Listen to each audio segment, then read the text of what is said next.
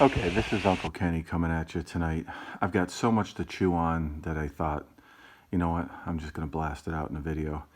I think everybody knows my policy on not showing my face. I don't want to scare my vast audience of 9, however many people this goes out to. And yes, I am going to use my sexy voice, you better believe it. Oh yeah, baby. So, watching Tucker's my idol. I love Tucker. And not only do I love Tucker, but I love the name Tucker. Get out the way for old Dan Tucker. I mean, there he is. But he exposes so much. So he talks about, he puts a snippet up there of AOC. Anybody that's watched it tonight, if you haven't, I'm going to give you a little snippet here. AOC talks about the 2 trillion, 3 trillion, whatever it is, as insufficient. So she just whips out a number 10 trillion. She just says, I think it's sort of like we're the best country in the world. We're the most profitable country in the world. I think 10 million would just be who knows what she's saying? She doesn't know what she's saying. It's so irresponsible. So if you think about 10 trillion and what that is to our total GDP, what that is to our total budget, it's unbelievable.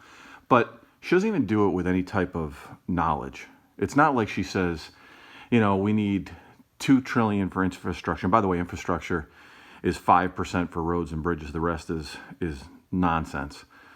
And they hide it in there like they always do. But she doesn't say we need, for the top experts in climate say that we need this much to do this particular thing. So that's 1.5 trillion. Or what? She doesn't state anything from any experts. She just whips out a number 10 trillion like it's monopoly money. Just whatever you want. Here's 10 trillion. Just do it. It's unbelievable.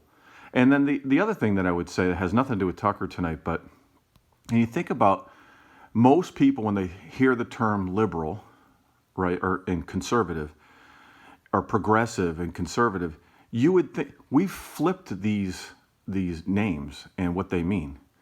So a conservative, you would think, wouldn't want to build a wall. A conservative would act in a conservative manner. Instead, it's liberals that are acting overly conservative. You can apply this to anything. We have to have vaccines, that when we have the vaccine, we still have to wear 17 masks. You would think that's a conservative point of view. If you think of the word, forget the party, the word conservative, you would say, that would be a conservative notion, like, hey, we're playing this very conservative, close to the vest. Instead, liberals have taken on a conservative view that is over the top. It's not backed by anything. You look at something like Biden, right? So different topic along the same lines of politics, though. So Biden says all these irresponsible things that they would eviscerate Trump for. He says, first of all, I don't even understand what the whole deal about water at when people are going to vote. I've never once voted and said, geez, I'm so parched, I wish they would hand out water and Kit Kats or something. Who knows what they're talking about? But it's not even accurate. The whole law behind the water thing is really just about people not showing their partisan views. So you can't hand out water within 100 feet of a voting facility because they could put stuff on the water, messages with the water that tries to sway your vote. That's the whole point of it. Instead, he says, oh, this is sickening what they're doing. They won't even allow water. We got to change this. This is crazy. And he talks about voting poll places closing at 5. It's just not true. They don't close at 5. He just makes stuff up. And if Trump did this kind of thing, we'd hear about it on every news station for the rest of our lives. So I hate the fact that we're as divided as we are as a country, but I don't know any other way around it. We have polarizing views on both sides of this thing. One side is, in my view, insane, and maybe their side, they think we're insane. But when I hear conservatives talk, political conservatives talk, I hear people that sound rational, measured, say things that make sense. When I hear someone like AOC say it's sort of like we're going to die in 10 years, it sounds insane.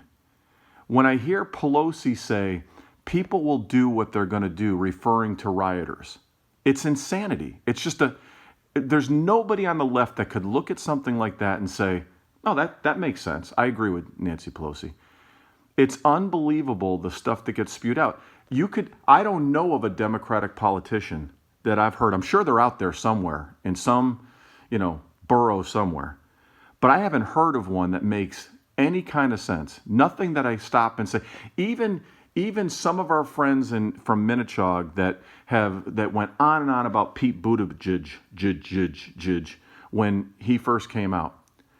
It's like Obama. You're romanticized by the fact that he can speak well.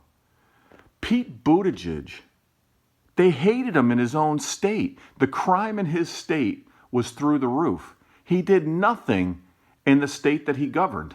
Nothing. And so all of a sudden, because he sounds somewhat articulate, people like him. They can't tell you why they like him. He's not Trump, and he sounds like he says some big words. Obama was the master preacher. This guy was a deacon. And so people I don't know one thing he did that moved the country forward. Not one thing. But yet, they said, well, he was professional, this, that, and the other.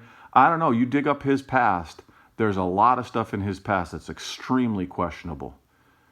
There's a lot of stuff in his present that's extremely questionable. If this guy really thinks that we have a massive climate issue, why would you buy a $14 million house on the coast?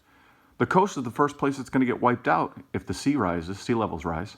So why would you do that? They're all full of crap. Nobody's really concerned. They're faux concerned. They say they're concerned, but they're not. It's what they think that their constituents want to hear.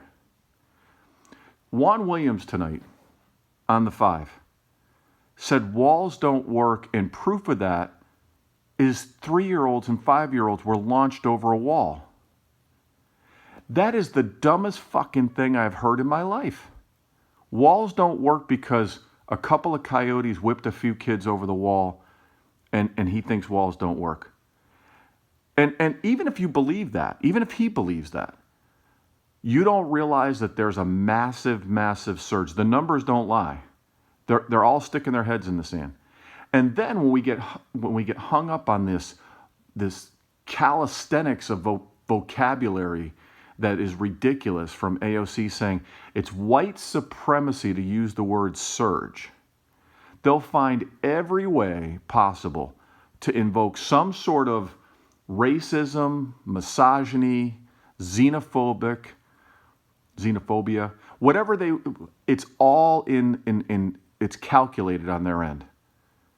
I've never seen a group of people from Ilhan Omar to AOC to Presley, you name it, there's a bunch of them, the squad, whatever you want to call them, that hate our country so bad, that are so entitled, that are so ingrateful for what we have. Ilhan Omar was in a war-torn country that was ripped apart, that hated women, that truly hated women, hated their own people. And she comes here and she says every other word out of her mouth is someone's a racist, someone's a white supremacist, et cetera, et cetera. It's just ridiculous. It makes me crazy to think about the direction our country is going in. And what makes me crazier isn't just that politicians push this narrative. It's that the media pushes the narrative further. So it's not like the media is 50-50 and you got a conservative group in the media and you've got, right? You have 95% of any type of media you want to call it, whether it's TV, whether it's on an app on your phone, whether it's newspaper, print, magazines, colleges, high schools, you name it. It's all stacked against the conservatives. So there's no fairness to it, and that's the direction the country's going in. The direction is they want to pick up Puerto Rico. They want to pick up D.C. as states with voting rights. They want to plow all these illegals in here so that they have the right to vote, to stack the deck so that there's a one-party system that will never go away. And the nearsightedness you know, there's a phrase we use in our in my line of work in business, leading the business with vision and strategy. And having a vision, the vision for this party is to obliterate the other party, which is the Republicans, so that their ultimate vision, if it's overarching, is really about total control. That's not hyperbole. That's not, me being upset because Trump's not in office and sour grapes. They want total control. That's why you're seeing the dependency from in the impoverished.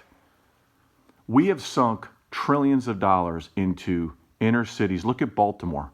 Look at all these inner cities that they just keep pumping money into that don't get any better. The crime rate gets worse. The school systems are horrific. It's absolutely insane. And their response is, well, they're dependent on us. We got to keep feeding them money. And you see it. You see it in the black vote. You see it in the Hispanic vote. It's typically liberal, which makes no sense because they haven't gotten anywhere by being led by this party. So you name a liberal city, big city especially, that's doing well. I don't care if it's Baltimore. I don't care if it's New York, New Jersey. Connecticut is horrific. LA, Chicago, Minnesota, they're all bad. They're all bad, and they're all led by liberals. I don't know what's going on. It's absolutely amazing, but they sign up for it again. AOC won her district in a landslide. She's insane. The woman is absolutely, totally insane. And they voted her in again. That's why I don't have a lot of empathy for what happens in these cities where, Cuomo has absolutely, mismanaged. I don't understand the story about 9 people coming forward, sexual harassment, and how that has the media's ear, or somewhat of the media's ear, certainly Fox. I don't understand how it's not the 15,000 people that were killed in nursing homes when he had other resources. I don't understand how that's not the big, but completely mismanaged. And yet that's the person they will vote in again, somehow. De Blasio is the biggest mess on the planet. They're running neck and neck. 2 idiots. But he'll somehow get voted back in. And so I can't have a lot of empathy for these people that vote in Gavin Newsom and all these people that are just insane. The woman in Chicago, I forget her name, she's a lunatic. Lightfoot. Absolute lunatic. If you haven't seen her, she actually did a commercial where she's on a horse and she's doing some shtick with some limerick, something she's firing out to try to capture, keep people in her state.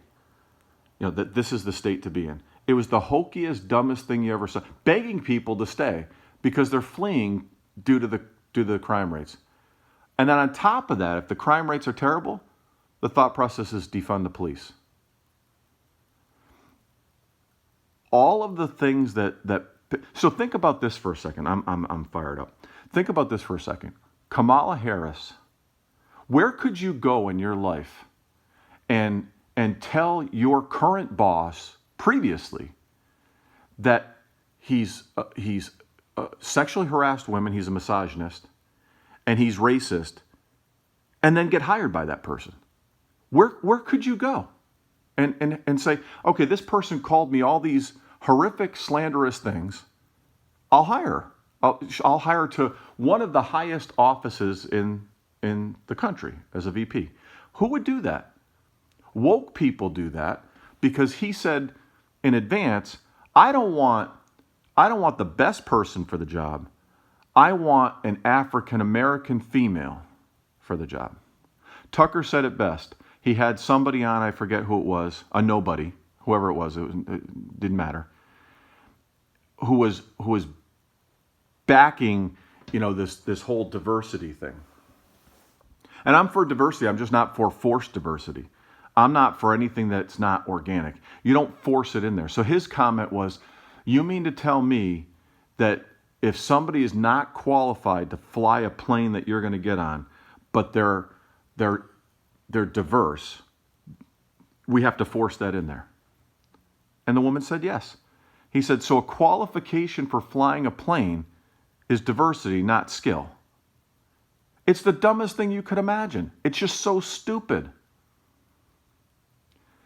But this is the direction that we're going in. So I said it all. I don't know what I said, but I think I said it all. It's frustrating. I try to let it go. I try to add a little humor here and there. Certainly I don't do it all on Facebook, but there's things that I do at home and in my personal life that's pretty silly, and I have fun. But I do have to get the poison out. And I got to tell you, there's a lot of poison because we are going down a really, really bad hole. So everybody have a great night.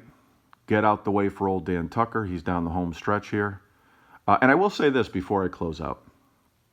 And nobody's listening. We're 15 minutes into this, so there's nobody left. Tucker is now the #1 news guy. He overtook Hannity. And my feeling is when Hannity hands off to Laura Ingraham, there's all this banter. Quite frankly, I'm a Fox guy, but I'm not a rabid Fox guy. In other words, I'm not biased towards it. I call it out like I see it. Laura Ingraham laughs at the stupidest crap that Hannity says. There's nothing funny about it, but she laughs like crazy, like she can't control herself. She's just kissing his ass. And Hannity is a broken record. He may hold on to some viewership because he's popular, but he says a lot of the same stuff over and over again. And Tucker doesn't. Tucker brings up a lot of other stuff.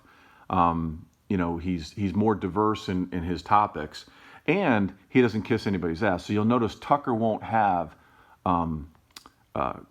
Graham, the Senator Graham, on. Lindsey Graham. He won't have him on because he just thinks he's full of crap. Whereas Hannity will bring anybody on that agrees with him. And so there's a little difference there. Tucker brings people on that are interesting, that he thinks have a good viewpoint. He doesn't care if they disagree. He thinks that's healthy. So do I. But Hannity just wants people to come on that agree, unless it's a good friend like what's his name, Geraldo. And sometimes they do that for shtick. The Geraldo comes on, he paints a liberal point of view. He gets bashed by Bongino, and it's good theater. But anyways, I hope everybody's doing well. Have a great night, and we'll talk soon.